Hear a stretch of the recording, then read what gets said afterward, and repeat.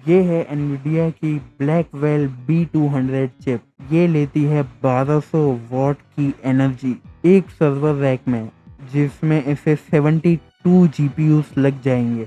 ये उसमें approximately 100 kilowatts की पावर लेगी और 120 किलोवाट के हजारों सर्वर रैक के लिए एयर कंडीशनिंग बेसिकली यूजलेस हो जाती है। ये तो एकदम ऐसा हो गया मानो आपकी गाड़ी में आग लग रही है और आप उसे फूंक दे के बुझा रहे हो। और ऐसे पावर हंग्री जीपीयूज की कूलिंग के लिए पूरे हाइपर स्केलर इंडस्ट्री को लिक्विड टू सीपीयू कूलिंग में शिफ्ट होना पड़ा। इसमें डायरेक्ट एक पाइप आपके सीपीयू में नेकेड कूलेंट को अप्लाई करेगा सीपीयू के डायरेक्टली, जिससे कूलिंग बढ़िया हो पाएगी। लेकिन इसमें एक प्रॉब्लम है, ये जो भी पुराने डेटा सेंटर है उनमें इसे अप्लाई करना बहुत ही ज़्यादा मुश्किल हो जाएगा। तो ये नए डेटा सेंटर बना रहे हैं जो लिक्विड कूलिंग पे बेस्ड होंगे, और इससे जो कूलिंग पंप्स होते हैं लिक्विड के लिए उनकी भी शॉर्टेज चालू हो गई है। और डेटा सेंटर बनाने में तो 18 महीने लगते हैं, लेकिन उस डेटा सेंटर में पावर एक्वायर करने के लिए कितना टाइम लगता है? 5 साल। तो इनका इंटरकनेक्शन ही रुक गया। और क्योंकि ये पब्लिक इलेक्ट्रिसिटी ग्रिड्स को पूरी तरीके से निचोड़ रहे हैं, जो आम आदमी है उनके घर पे बिजली ढंग से नहीं आ रही है, उनके घर की बिजली की प्राइसेस स्काई रॉकेट कर रही हैं, उनके घर के आसपास का पीने का पानी पूरी तरीके से खराब हो चुका है। और इसी साल लोगों ने प्रोटेस्ट करने बहुत जोरों शोरों से चालू कर दिए हैं। ये नए डेटा सेंटर्स को बनने ही नहीं दे रहे हैं, ये अप्रूवल देने ही नहीं दे रहे हैं पॉलिटिशियंस से। ये एआई सेंटर्स बनाने के लिए पॉलिटिशियंस से अप्रूवल देने ही नहीं दे रहे हैं। और इसी साल 130 बिलियन मतलब ऑलमोस्ट 16 पैसा जो डेटा सेंटर्स में जा रहा है, वो कॉन्ट्रैक्ट कैंसिल करवा लिए हैं इन्होंने। और इन्हें इतना भारी पुशबैक मिल रहा है कि इन्हें खुद की इलेक्ट्रिसिटी सोर्स बनाने पड़ रहे हैं। जैसे माइक्रोसॉफ्ट ने अपना खुद का न्यूक्लियर रिएक्टर, हाँ भाई, न्यूक्लियर रिएक्टर बना दिया है एआई डेटा सेंटर के लिए, जो कि ग्रिड से एकदम ही डिस्कनेक्टेड रहेगा।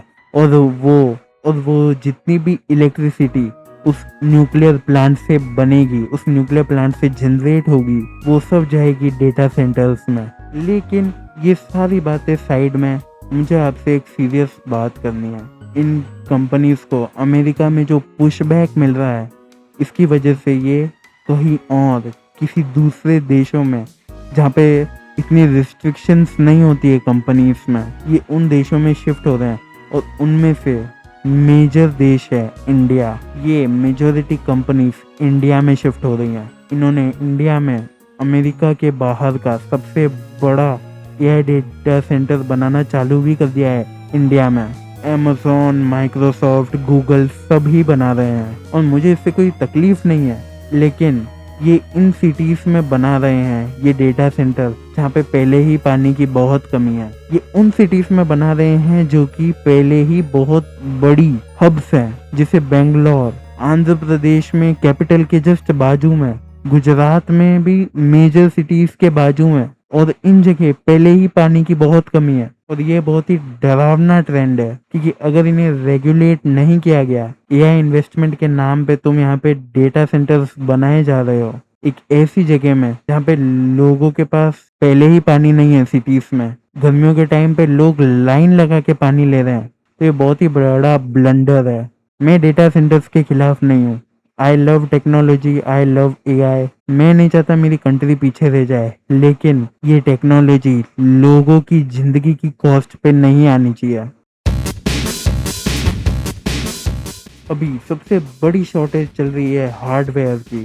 जैसे 2023 में क्रिप्टो माइनिंग के कारण जीपीयू की बहुत भारी शॉर्टेज पड़ गई थी, वैसे आजकल रैम की पड़ रही है। एनवीडिया में कोई भी चिप्स की शॉर्टेज नहीं पड़ रही है, अब पड़ रही है रैम की शॉर्टेज, बहुत भारी वाली।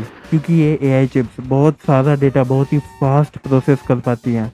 प्रोसेसर के बाजू में बहुत ही हाई अमाउंट में हाइपर फास्ट मेमोरी रखनी होती है, जिन्हें कहते हैं HBM। एक सिंगल ब्लैकबेल B300 प्रोसेसर में 300 GB की HBM चाहिए होती है, जो कि 12 लेयर्स में बटी हुई होती है पैरेलली। क्योंकि भाई जीपीयू तो यार पैरेलली प्रोसेस करते हैं, ठीक है ना। तो भाई वो आउट ऑफ स्टॉक ही हो चुकी है। हाँ, या आधा साल बीता भी नहीं है इस साल के लिए आउट ऑफ स्टॉक। जितनी भी प्रोडक्शन अभी बनेगी ना, वो भी पहले ही बुक हो चुकी है। और तो और ये एसके हाइनिक्स, माइक्रोन अपनी सारी की सारी रैम मेकिंग कैपेबिलिटीज HBM में शिफ्ट कर रही हैं। तो तुम्हारी नॉर्मल डी रैम जो कंप्यूटर्स में, मोबाइल्स में, लैपटॉप्स में, टैबलेट्स में लगती है, वो तो भाई बनना ही बंद। सिर्फ AI चिप्स बनेंगी, वो भी AI डेटा सेंटर्स के लिए। तो अगर भाई अभी खरीद रहे हो ना कंप्यूटर, अभी खरीद लो, नहीं तो अगले 2-3 साल के लिए भूल जाओ। फ़ोन भी खरीदे हो, अभी खरीद लेना कि ये रैम शॉर्टेज और बढ़ने वाली है। $690 बिलियन स्पेंट हो रहे हैं।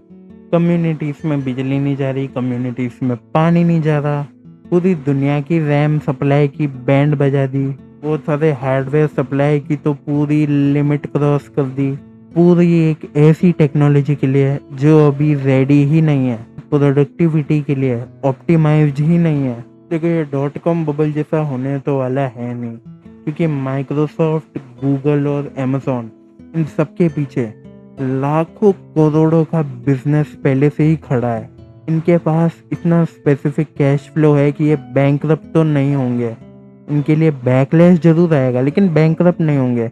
लेकिन ओपन एआई और एंथ्रोपिक, इनका मुझे पता नहीं, ये हो भी सकते हैं बैंकरप्ट। लेकिन अगर तुम मुझे ये कह रहे हो कि ये बबल नहीं है, तो तुम सबसे बड़े गधे हो। और तो और लोगों ने अभी लोकल LLMs यूज करना और चालू कर दिया है, जिनमें इन सर्वर्स की तो बिल्कुल भी जरूरत नहीं पड़ेगी। तो इनकी तो और बैंड बज रही है। और तो और ये जितने भी CEO है, इन सबकी फटी पड़ी है। क्योंकि अगर इन्होंने रोका तो इन्हें ये तो डर है कि ये पीछे रुक जाएंगे, लेकिन ये भी डर है कि इनमें से किसी भी बड़ी कंपनी का CEO अगर अपनी स्पेंडिंग रोक देता है और ये कहता है कि AI इन्वेस्टमेंट मुझे घाटे का सौदा लग रही है, तो इतना भारी डाउनफॉल आएगा ना, टेक सेक्टर में नहीं बल्कि पूरी अमेरिकन इकोनॉमी में। क्योंकि ये इकलौता सेक्टर है AI जो इस पूरी अमेरिकन इकोनॉमी को ग्रोथ में लाया है पिछले 2-3 सालों में।